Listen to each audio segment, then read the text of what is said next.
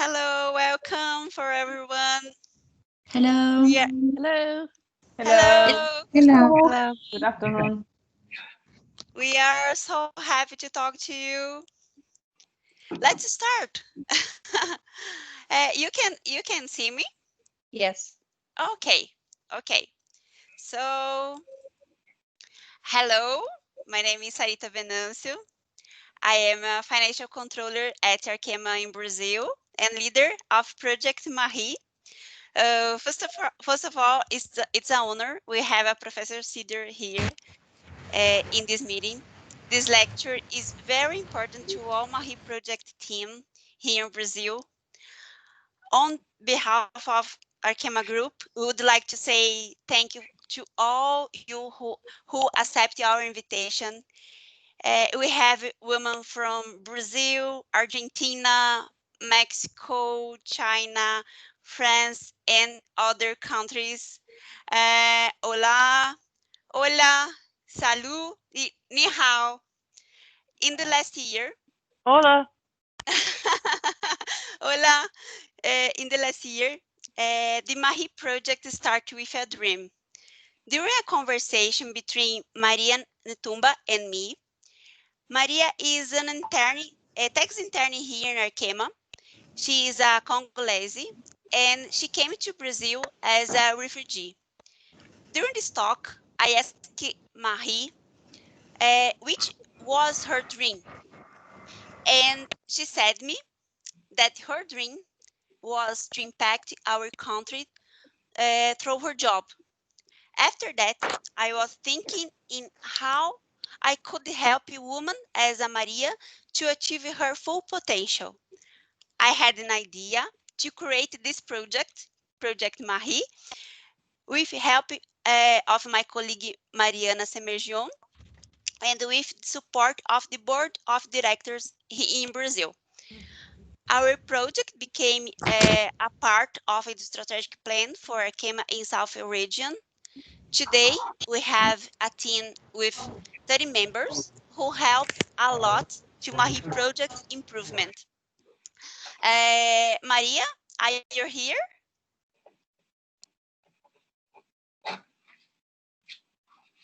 Maria Tumba?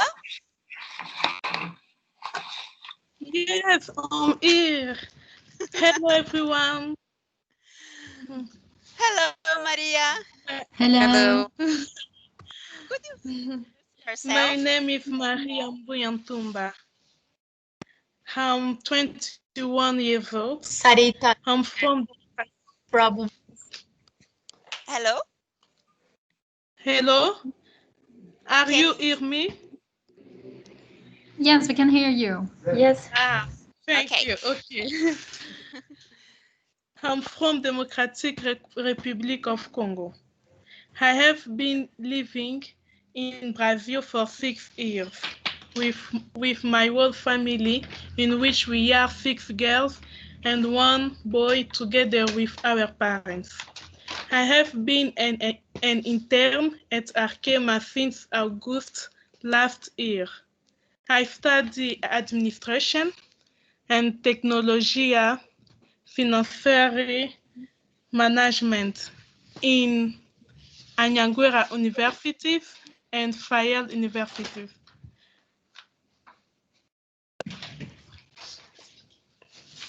It's nice to participate to be part of this. Sorry, I speak very well French. I speak a little English. It's perfect. Do you understand me? Yeah. Yes. Okay, good. Thank you. Thank you, Maria. Maria is the inspiration from this project. So at the beginning of this year, I was interested in which variables affect a woman in achieving leadership position. And the lack of the negotiation skills was one of the reasons. So I started a course given by Professor Sidel on Coursera which is named Successful Negotiation, and I thought I could ask him to teach us some tips on how we could improve our careers. He then generously accepted. Professor George Siddle is the Williamson Family Professor of Business Administration and the Turnow Professor of Business Law at the University of Michigan. He teaches negotiation in the MBA program at the Michigan Ross School of Business and in seminars around the world to business leaders, entrepreneurs, attorneys, physicians, athletic directors, and judges. He has served as a visiting professor at Stanford University and Harvard, and as a visiting scholar at University of California, Berkeley. As a Fulbright scholar, he held a distinguished chair in the humanities and social sciences. Welcome, Professor Siddle. It's a pleasure to talk to you today. And why is negotiation is so important to our careers? Welcome. Thank you, Sarita. Thank you very much for the introduction. And thank you and Mariana for your wonderful work in launching the Marie Project. And thank you, Maria and Tumbo, for your original letter that inspired the Marie Project. Maria and Tumbo, if I heard you correctly, you have 5 sisters. And so I think that you must be a great negotiator to grow up in a family with 5 sisters. So I'm not sure whether this talk will be useful to you, but I hope that it will be helpful to other people who might not have 5 sisters. So your question, I think, Sarita, was why is negotiation important to women and important to anyone's career? And I think it is important for a couple of reasons. First of all, both women and men spend a lot of time negotiating on behalf of your company, negotiating for your company.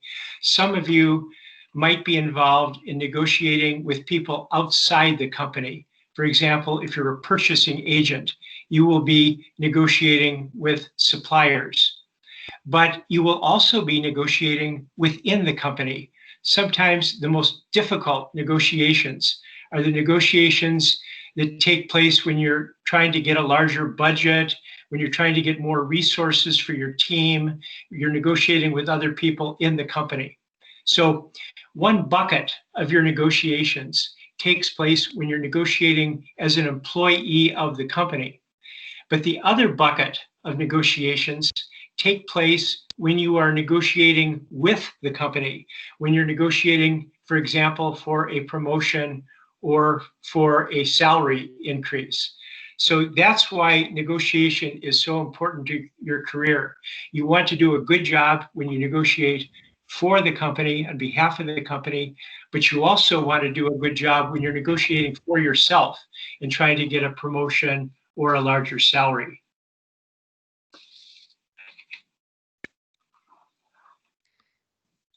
Professor, what negotiation strategy can we use for both types of negotiation? Okay, for both types of negotiation, there are certain key elements of your negotiation strategy. Again, whether you're a man or a woman, there are 5 key elements you should keep in mind when you are developing your negotiation strategy. Probably the most important element is something called your BATNA. That is an acronym. It's an acronym that is BATNA. And what a BATNA is your best alternative to a negotiated agreement. This is probably the most important feature in any negotiation. What is your best alternative to a negotiated agreement? This is the question that you should always ask as the very first thing when you're preparing for a negotiation. So for example, let's take a very simple negotiation where I'm trying to sell you my car, and the price I am offering for the sale is $5,000. So when you're preparing to negotiate with me, your very first question is, what is my best alternative? If you can buy another car similar to mine for only $4,500 instead of $5,000, then you have a great alternative. That gives you power. That gives you the ability to walk away from the negotiation and buy the other car. That's why BATNA is so important. It gives you leverage in a negotiation. So very first part of your negotiation strategy is, what is my BATNA? The second piece of your negotiation strategy is, what is my, what's called reservation price, or economists call it your reserve price. And your reservation price is, in this simple example of the car, is the most that you are willing to pay for the car. So let's say that you've saved up $5,500, and that's what you're willing to pay. That's the most that you're willing to pay for the car. That is your reservation price. Now, when you begin negotiating with a car seller like me, do you start the negotiation by saying to me, well, the most I can pay for the car is $5,500. That's my reservation price. Well, no, of course not. You never start with the most you can pay. Instead, you look at two other figures. One of those figures is your target goal, the most outcome. So let's say that you do some research and you decide that most cars like mine are worth $4,300. So that would be your target, $4,300. So you don't start with your reservation price. You first of all look at your target. But then do you start with your target goal, the most likely goal? No. You drop that price even further with what is called a stretch goal. So instead of $4,300, you might start the negotiation by offering only $4,000, and then eventually the negotiation might work up to $4,300. The stretch goal is one of the most important figures in any negotiation, because the research shows that the people who have the largest stretch goal are the ones who are most successful in a negotiation. Your challenge always is to pick a very healthy stretch goal. In this case, a stretch goal that's much lower than the price I am offering for the car, which is $5,000. So pick a very healthy stretch goal, but not a stretch goal that is so low that it's ridiculous, that would cause me to walk away from the negotiation. The final and last piece of your negotiation strategy is another acronym, and the acronym is ZOPA, Z-O-P-A. And what that stands for is your zone of potential agreement. What you want to try to figure out when you prepare for a negotiation is, what is the zone in which the deal can take place? And that zone lies between your reservation price, the most you are willing to pay, and my reservation price. What's the least amount I am willing to sell the car for? Now, of course, the challenge is, you know what your reservation price is. You know what the most you are willing to pay is. You don't know how low I will go in price in selling the car. And so you have to make a guess. You try to look at the negotiation from my side. The great negotiators in the world, what separates a good negotiator from a great negotiator is the ability to look at the deal from the other side. Now, let me give you a quick test to see if you have the ability to look at a deal from the other side. As you may have heard, we just finished a presidential election here in the United States, and we're not sure who won yet. There's still some challenges. There's still some vote counting, but probably President-elect Biden will be the winner. But several years ago, there was another presidential election involving a candidate by the name of Teddy Roosevelt. And Roosevelt, in the final days before the election, Roosevelt decided to take a train tour across America. And he had printed up 3 million pamphlets with a picture of him looking very presidential. And he was just about ready to leave on the trip when he discovered that a photography studio owned the copyright to the picture. And this bothered him a lot because, number one, he had no money left in his campaign to pay for copyright permission. And he needed these pamphlets to win the election. He needed the picture, but he didn't want to use the picture illegally. Excuse me. So he didn't know what to do. Finally, he called one of his campaign supporters, who was a great negotiator and worked in New York City. And he said to this great negotiator, "What should I do? I cannot pay for copyright permission for the photo. I need the photo on these pamphlets to win the election. And I don't want to use the photograph illegally. That would kill my chances. So what should I do?" Now think for a second. What would you do if this presidential candidate, Teddy Roosevelt, called you and he had this dilemma? How would you solve that? How would you negotiate with a photography studio?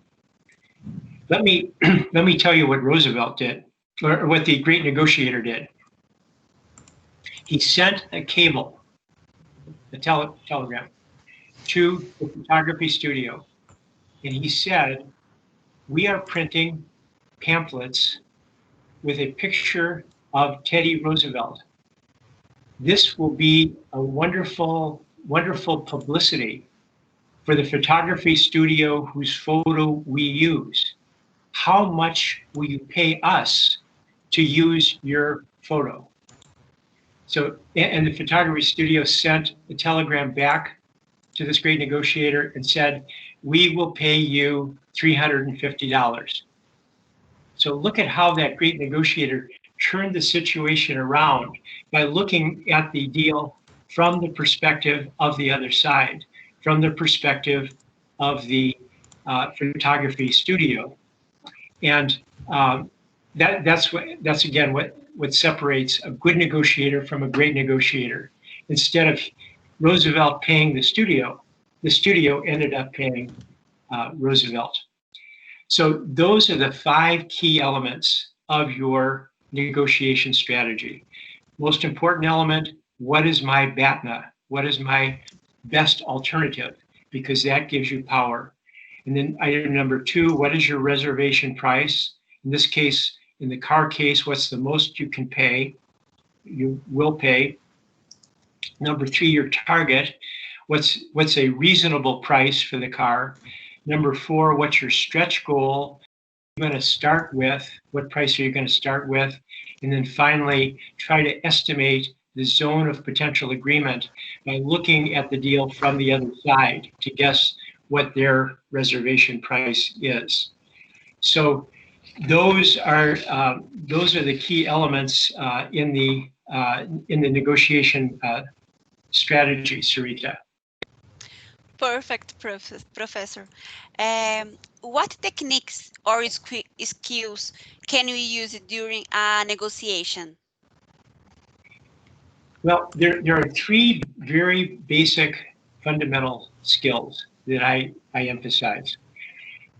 Number 1 is, before you start a negotiation, try to get to know the other side as a human being. In other words, don't start by talking about the business deal. Start by asking about their family, about their interests, about their hobbies, what movies do they like, what books do they like, etc. A friend of mine who's a professor at Harvard told me this story once about getting to know the other side. Two Latin American countries, Ecuador and Peru, were on the verge of war. They had a very serious border dispute. And they invited my friend Roger down to try to help negotiate a settlement. And so Roger arrived and he walked into a room that contained the leaders of Ecuador and Peru. And the first thing he did was to pair them off. He paired off the two prime ministers and said, you go off into a room by yourself and talk for an hour. He paired off the two economics ministers for 1 hour. He paired off the two top generals. Everybody in the room was paired off and left for 1 hour. And then they all returned to the large room. And when they returned to the large room, my friend noticed that the two generals seemed very upset. And he was concerned by this. So he walked over to them and he said, how did your conversation go? And they said, our conversation did not go well at all, because when we started to talk, we discovered we both have young daughters who have the same rare bone disease. And we spent the entire hour talking about how difficult it is to obtain medical treatment for our daughters. And we did not even begin to discuss the border dispute. So we have failed. And my friend's point was, no, you have succeeded more than anyone, because you have gotten to know the other side as human beings. And that's a great starting point for a negotiation. Now, there are, Sarita mentioned, there are people from many different countries here. And so in different countries, sometimes it is difficult for some people to spend the time to get to know the other side before a negotiation. People from the United States have trouble with this.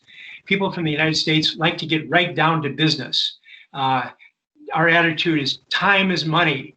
Don't waste time, let's talk business. Whereas people from other countries are much more comfortable getting to know the other side. A few years ago, I was teaching an executive course, and there was a woman in the course. She was a lawyer from Singapore who was in charge of Singapore's free trade negotiations. And she told me Singaporeans are very much like people from the United States. They're very linear. They like to get right down to business. And so she took her negotiating team to India to negotiate a free trade agreement. And the Indians wanted to get to know them as human beings. And the Singaporeans resisted, and the negotiations completely fell apart. So she took her team back to Singapore. They had cross-cultural negotiation training by the former ambassador from Singapore to India. And then they returned to India, and they were much more successful. I had a little bit of personal experience with this. A few years ago, I was the associate dean at the Michigan Business School. And I started an executive education center in Hong Kong, which was very successful. And so I wanted to start one in Europe as well. And I learned that a new business school was being built in the La Défense part of Paris. That is, if you go out beyond the Arc de Triomphe to the Grand Arch area, there are a lot of businesses there. And that's where the new business school was being built. And I wanted this new school to give me 1/2 of a floor to run my executive programs. So, and I was very afraid of this negotiation because Paris real estate rentals are sky high, very expensive. And so I flew to Paris with 2 of my faculty members, and we scheduled a half day for the negotiation with the president of the new university and the dean of the business school. And the night before, the dean of the business school invited us out to eat at a tiny family-run restaurant on the left bank. And we had a 3-hour meal. And During the meal, we learned that the president of the university had written his doctoral dissertation on an obscure British poet and mystic by the name of William Blake. And as it turned out, one of our faculty members loved William Blake and knew everything about him. And so they spent the entire evening talking about how great William Blake is. Personally, I never want to hear another thing about William Blake. But the good news was, when we walked in for our negotiation the next morning, the president of the university said, basically, you can have a half floor and you don't have to pay rent. You have to pay a share of profits, which I knew we were going to have to do that anyway. But we had established such great trust by getting to know him and him getting to know us that he gave us the floor. So skill number one is the ability to relate to the people you're negotiating with, getting to know them as human beings. Skill number two, and this surprises many people, but it's probably the most important skill. It's the ability to ask questions. Many negotiators think that the goal of a negotiation is to try to persuade the other side by talking to them, persuade them to do what you want. The great negotiators are the ones who ask questions and gather information, because in a negotiation, information is what gives you power. So the more questions you ask, the more information you harvest, the more powerful you are. There are cross-cultural differences here too. For example, one researcher did a study where he compared Chinese negotiators with German negotiators. And he discovered that Chinese negotiators ask 3 times as many questions as German negotiators. That means that the Chinese negotiators are gathering that much more information, which is going to give them more power. And then finally, the third and last skill is the ability not only to ask questions, but to listen carefully to the answers. When you and I are in social situations, often we'll ask a question to somebody we're talking with, but we don't listen carefully to the answer. Why don't we listen carefully? Because we're thinking about what we are going to say next. We're going to try to say something that's funny or something that shows how smart we are, and we're not listening carefully to their answers. The great negotiators are also the great listeners. Now, there is some good news here for female negotiators. There have been some recent studies of the human brain. People have done brain scans, so-called fMRIs. And what they have discovered is that men are only able to listen using half their brain. In other words, males are physically challenged when it comes to listening. As females, you probably knew this already without the study. You probably realized that men have difficulty listening. So women do have a physical advantage in the ability to listen. So I hope you will use that to become more powerful in your negotiations. Now, one last piece here. When you ask questions and when you listen, what is your ultimate goal?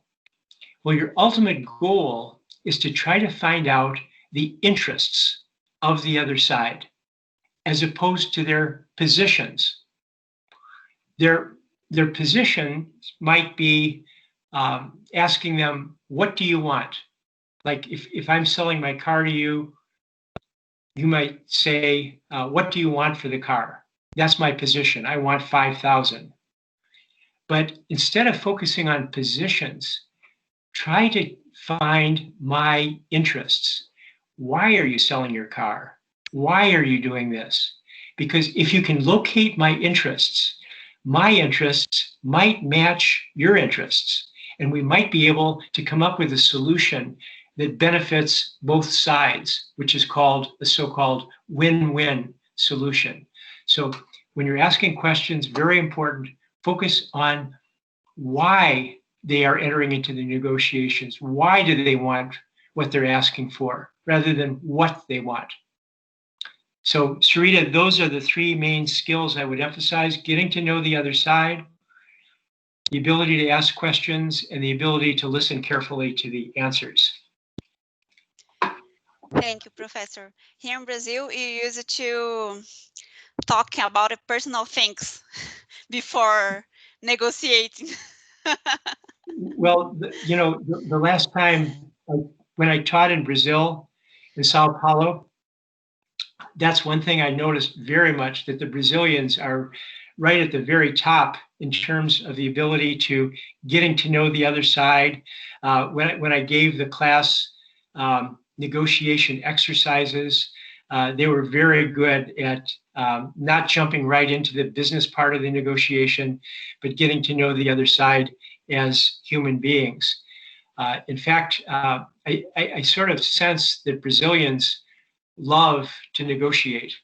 If I sent them out of class to negotiate for 1/2 hour, I had a lot of difficulty getting them back into class because they would negotiate the rest of the day if I let them. I think they love to negotiate. Professor, are women less successful than men at negotiation? Are women less successful than men? Yeah. When negotiating? Very good question. And the answer is yes and no. Women are as successful, and my comments are not based on my opinion, they're based on serious research. So the research shows that women are as successful as men when they are negotiating on behalf of the company. Remember the two types of negotiation? One is where a woman is negotiating for the company, like a purchasing agent. When a woman is negotiating on behalf of the company, the women are as successful. However, when women negotiate with the company, when they negotiate for themselves and asking for a promotion or a salary increase, they are not as successful. And this has serious consequences. For example, in the United States, the average woman with a college degree over the course of her career will earn $700,000 less than a male in the same position, because men are more successful in negotiating for themselves. And overall in the United States, women earn 3/4, 77% of what men earn. So again, the answer is yes and no. When women negotiate on behalf of the company, they are as successful, they're as skillful, talented. But when they negotiate for themselves, they are not as successful. Professor, why are women less successful for herself? Okay, why is this? Why aren't women as successful?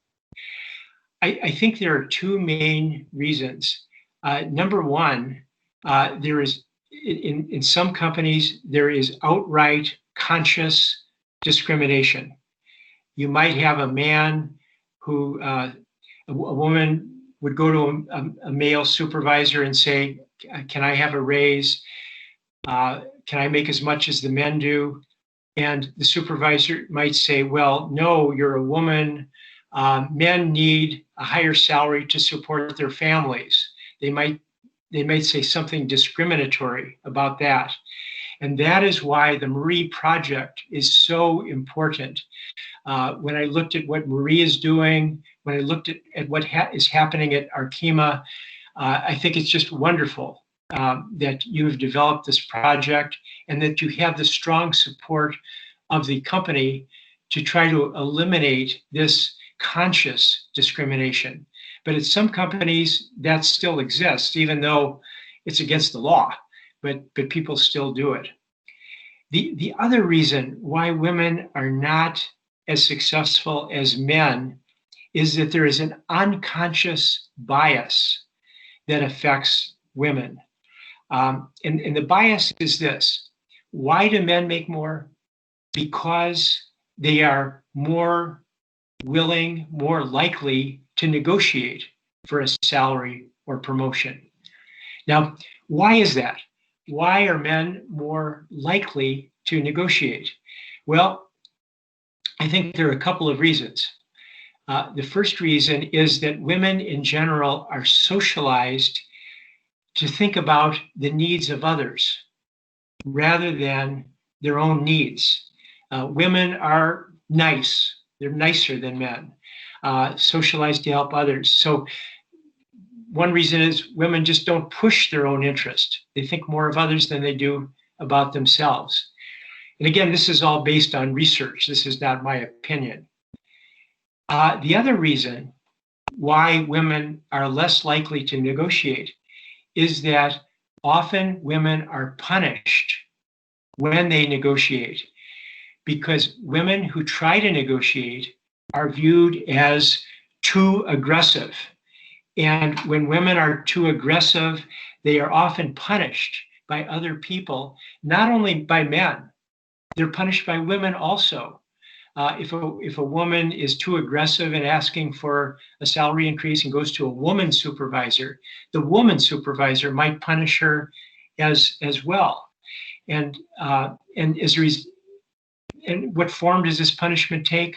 Well, the supervisor or other people might be less willing to work with you if you're viewed as too aggressive. When people have this notion that women are nice and women help others and women are not aggressive, people might not want to work with you. And so the reasons are complicated, but that's sort of a summary of the reasons why women are more reluctant to ask for a salary increase or a promotion than men. They're socialized to think more of the needs of others than themselves. And when they are aggressive in asking for help, they are likely to be punished. The last question, Professor. What can women do to improve their negotiation skills? That's a very interesting question and a very tough question. So let me give you some suggestions. And again, this comes from research. One approach is when you want a promotion, when you want a salary increase, try to link your interest to the broader interests of the company. Try to link your interest to the company's interests. Earlier I told you how important it is to try to find out the interests of the other side. So let's say, for example, that you learn, you're a woman supervisor, and you learn that somebody who reports to you, a man, is making more than you're making. What do you do in that situation? You're a supervisor and you learn a man working for you is making more than you are. Well, one approach would be to go to company leaders and say, I should be paid more than him. That's sort of the aggressive approach. But the alternative approach, instead of being aggressive, try to link it to the company interest. So instead of saying, I should be paid more than him, you could say something like, I know that the company would not want a subordinate to be paid more than a supervisor. I'm sure that you would agree with me that we should correct this. So now you're presenting this as a company problem rather than your personal grabbing for a higher salary. We as a company should be fair. We, using the word we rather than the word I, we should correct this. Or let's say you want a raise. You could say, well, I have had a great year and therefore I deserve a raise. But instead of using the I word, try the we word. We have had a great year. looking at the interests of the company as well as your own interests. Try to use the word we instead of I. So that's one approach. Try to link your interest to the company's interest. A second approach, and this was recommended by a woman in the United States named Sheryl Sandberg, who wrote a book called Lean In. And I saw that book mentioned on the Marie, in the Marie documents that you sent me, Sarita. Sheryl is the chief operating officer at Facebook. And her philosophy is as a woman, try to be nice because that's what people expect women to be, but combine being nice with persistence. Be persistent. Keep focused on your strategy. Keep focused on your goal, but be nice along the way. There's no need to be personally obnoxious or personally aggressive, but just calmly and nicely focus on your goal. I mentioned we just had a presidential election in the United States. And you might recall that 4 years ago, we had a presidential candidate named Hillary Clinton.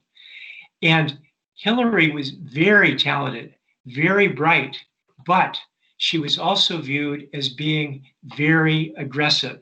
She was competitive, she was aggressive, and people just didn't like her. Now, in our current election, we had a vice presidential candidate named Kamala Harris. And I think she probably learned from Hillary Clinton. Kamala is also very bright, very intelligent, very successful. If you have a chance to watch her, look at how she operates. She's very persistent in her goals. She's very concerned about equality, for example, but she always does it with a pleasant smile. She has a warm personality.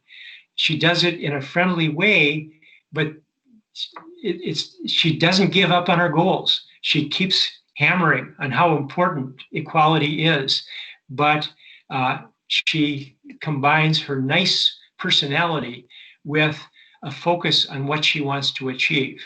So that's my second tip. It's actually Sheryl Sandberg's tip.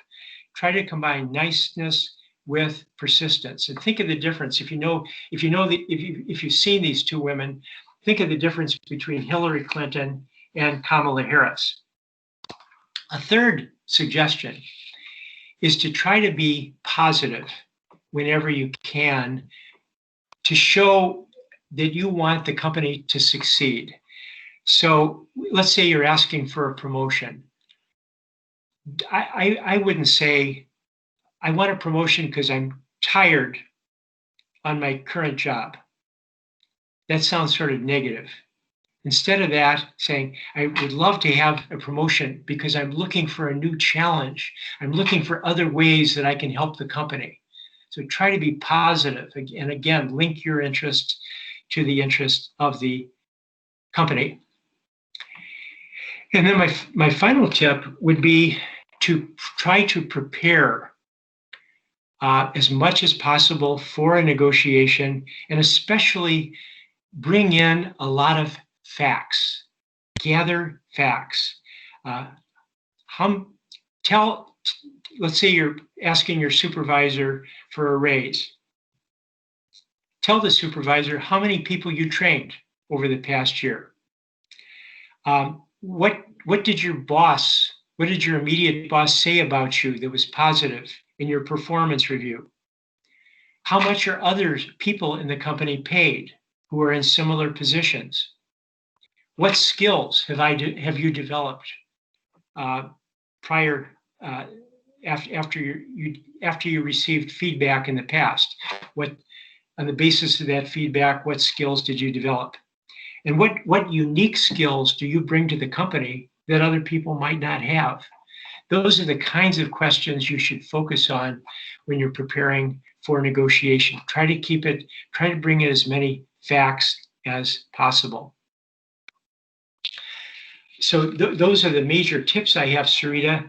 But if I could, I'd like to follow up on this last point on preparation by suggesting a website that will help you prepare for negotiations. Is it okay if I take you to that website?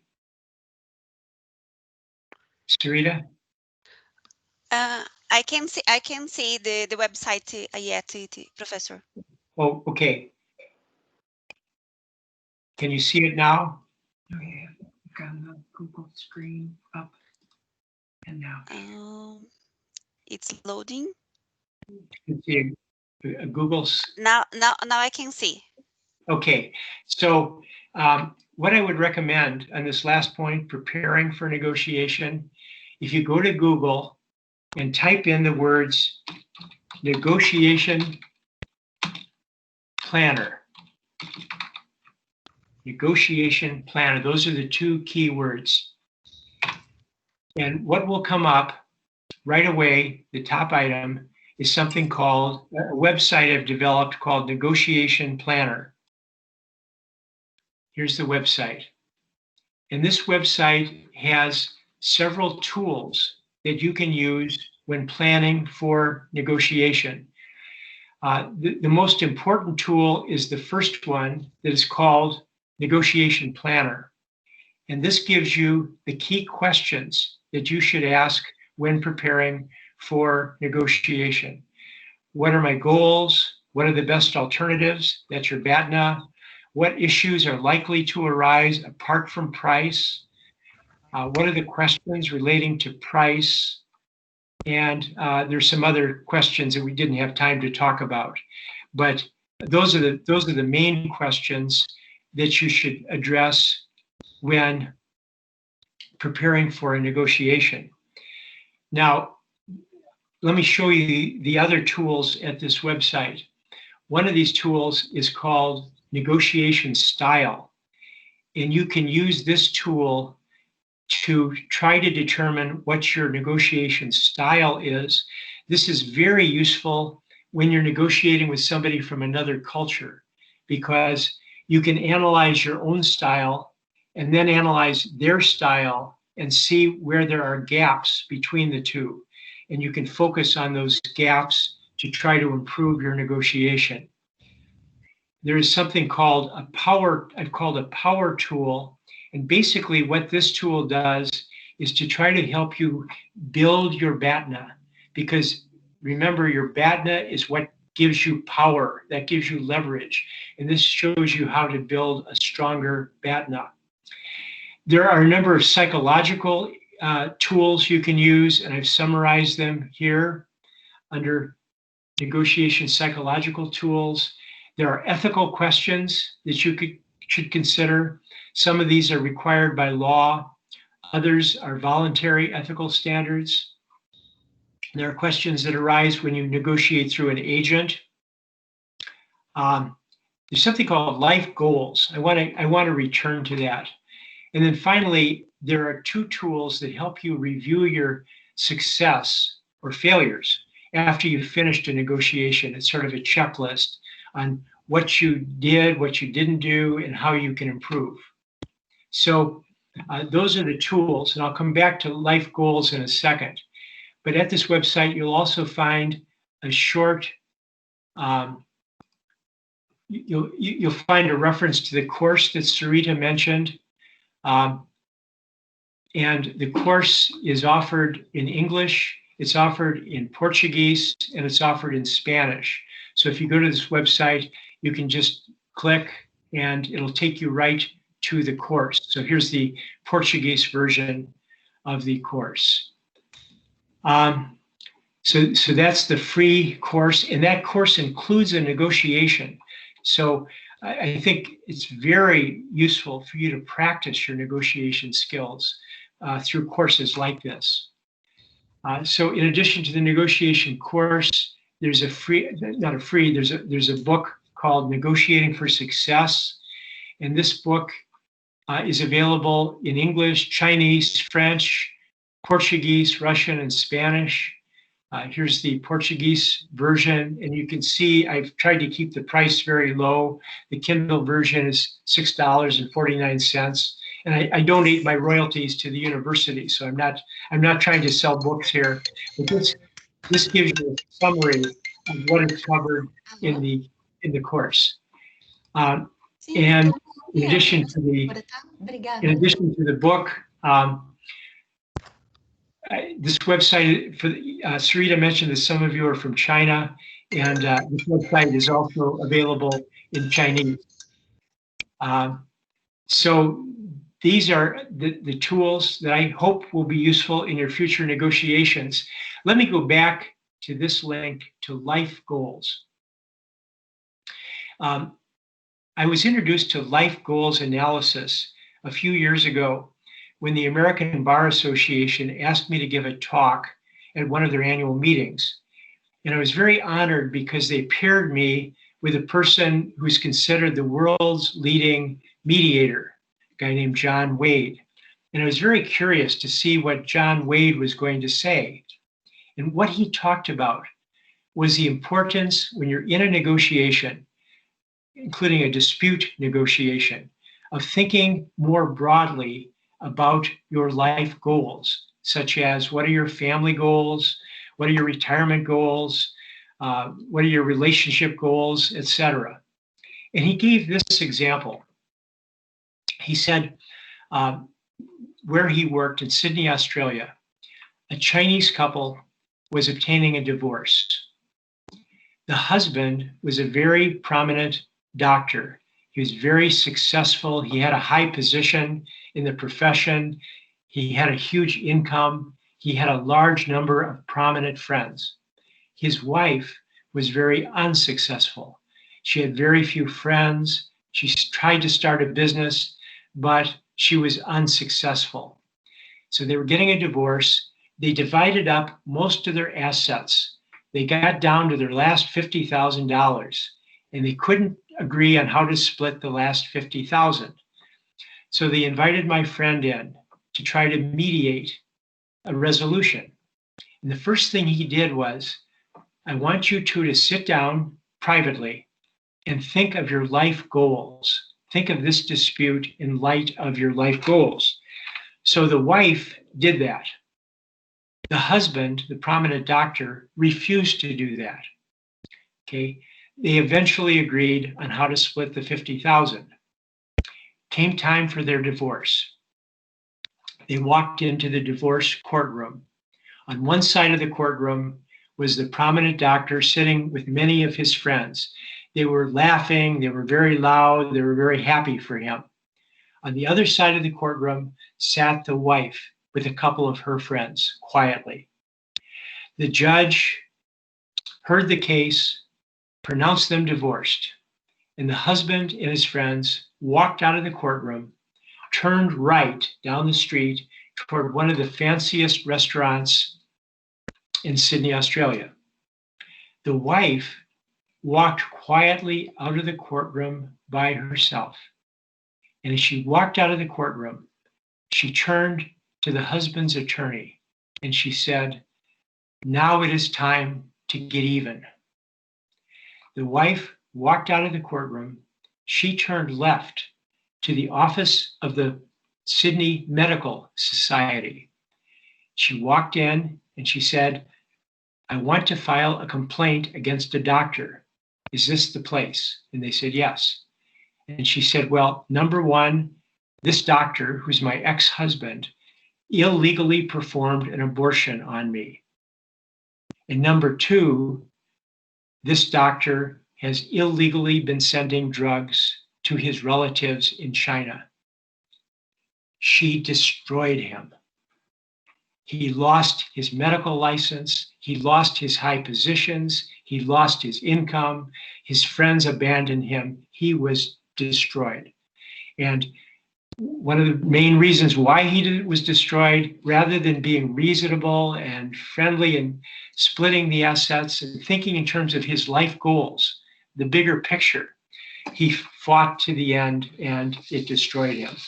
So what I want to encourage you to do in any negotiation is to think about the big picture. Think in terms of your life goals, but think about this also in terms of your career. There was a survey once of top women executives in business. And they ask these women, what led to your success? How did you become so successful? And the great majority of them, at some point early in their career, took the time to explore who they were and what they wanted. In other words, they thought in terms of their life goals, and they had that clearly resolved in their minds.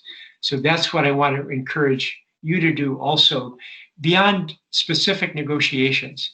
Try to think of your life goals, think of who you are and what you want out of your career and out of life in general. So Sarita, that is the website that I would recommend. Remember to type in negotiation planner, and that will take you to these tools, to the book, to the free course, etc. I've had a lot of great feedback from people who have used these tools. A CEO a while ago emailed me from Singapore. He said that he was an American CEO working in Singapore, and he was negotiating a deal, and he used the negotiation planner, and it saved his company $4 million. So those are the kinds of stories I love to hear from people using this website. Thank you so much, Professor Sidel. Thank you. It was an amazing lecture. I love it. I love it. And it was a pleasure to talk to you. We will open some minutes for questions. If our audience would like to ask a question.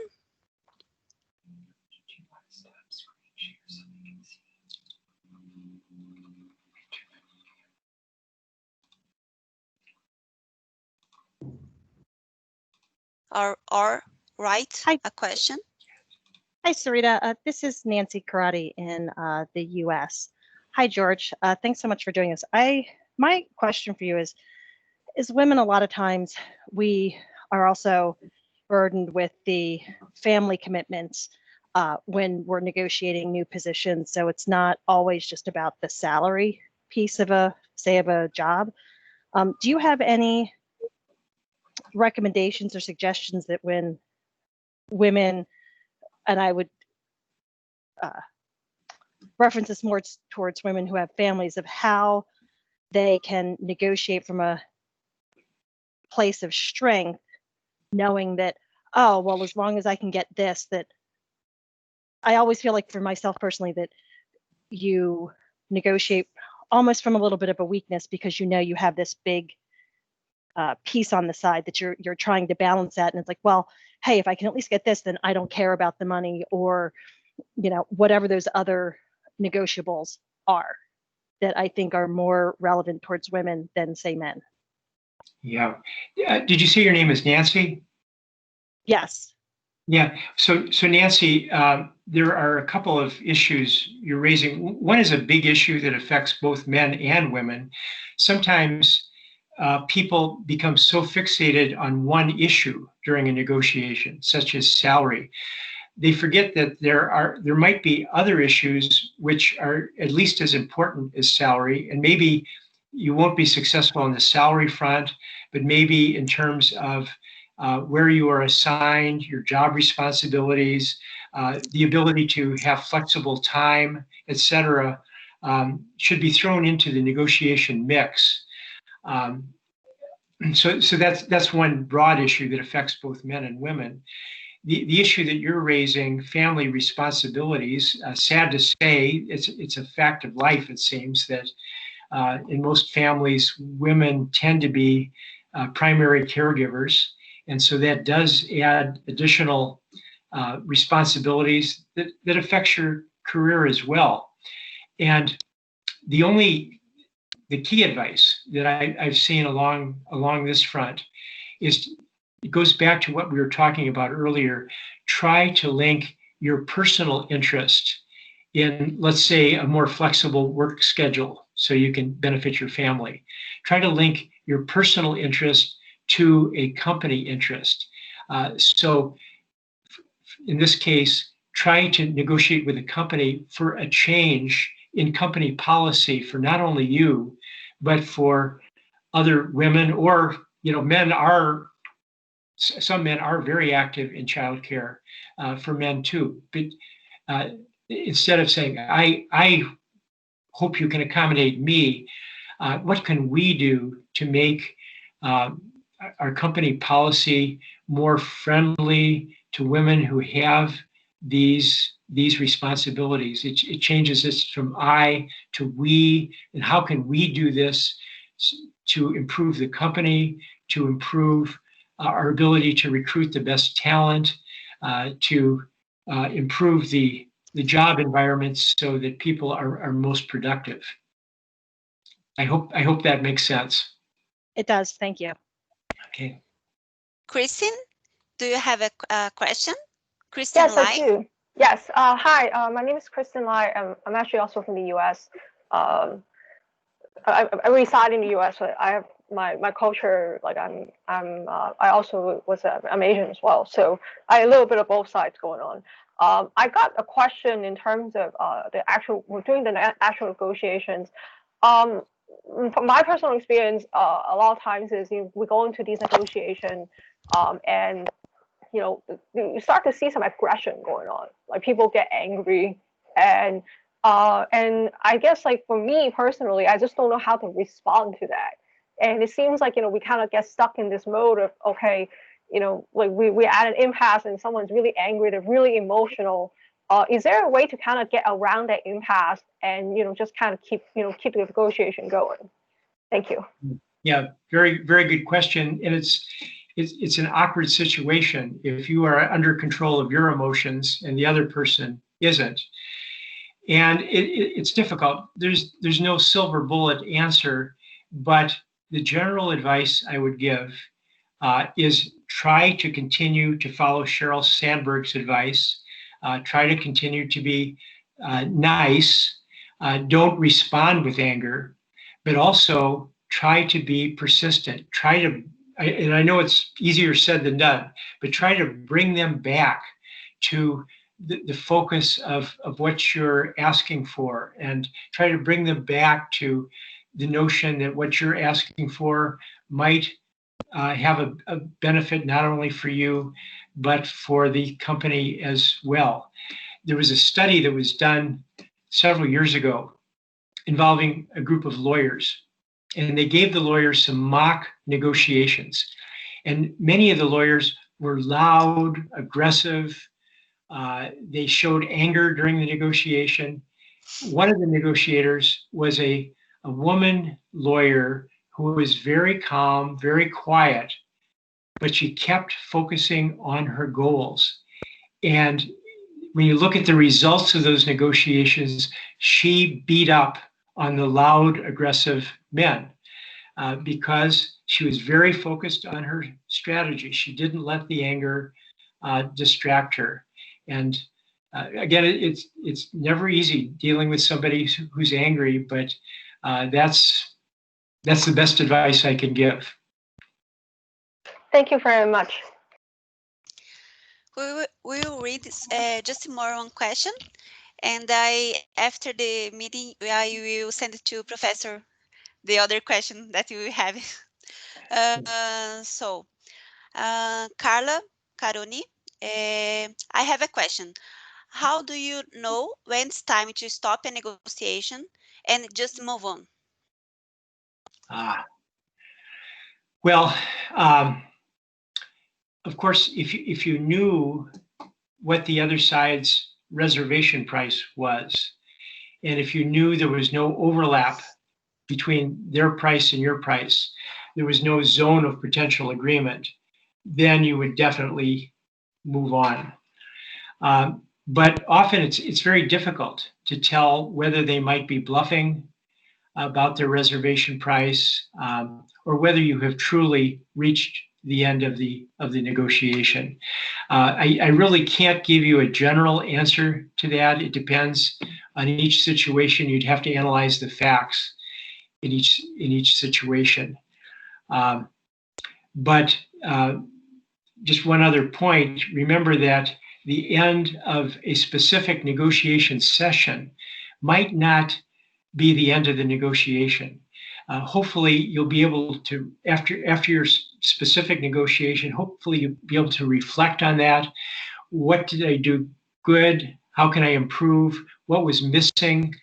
What did the other person want that I couldn't give, so that you can come back to them in the future. In the future could be a matter of weeks, it could be a matter of months, but just so you're prepared the next time to meet the objections that they had.